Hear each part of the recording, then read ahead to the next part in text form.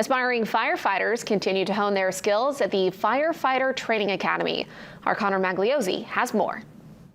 In Bangor, firefighters from several different departments are getting hands-on training.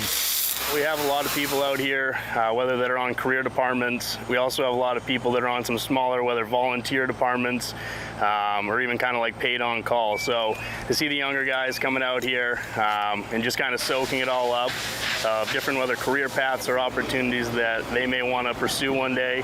After taking classes earlier in the year, this class of firefighters are now learning by doing. A lot of guys, whether have some experience doing some of the skill sets that we're practicing, others that may be very new. So whether it's coming in and sharpening up the tools in your toolbox, or getting some new tools equipped in your toolbox. So essentially being able to, the biggest takeaway I think would be able to leave this academy to go back to our surrounding communities and be able to provide for those that are in need. While many of them will head off to different departments, the bond created at the academy can last a lifetime. It's extremely important that we have that camaraderie together.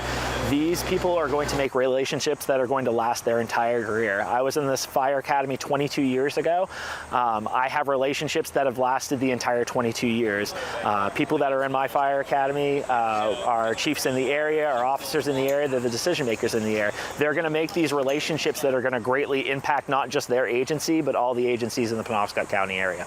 During a training session, a group from the Brewer Police Department Young Citizens Academy came to watch the firefighters at work. So it's definitely nice to see some young folks over here kind of soaking it all in.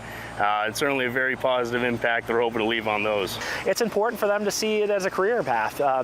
We need more people to go into public safety career pathways, whether it's fire, EMS, or law enforcement. And now is a good time frame to start educating them about the benefits and kind of the important things that public safety members do for our community. As firefighters, we are tasked with fire prevention, fire education, and public safety, right? We are tasked with life safety. We're tasked with property mitigation and hazards.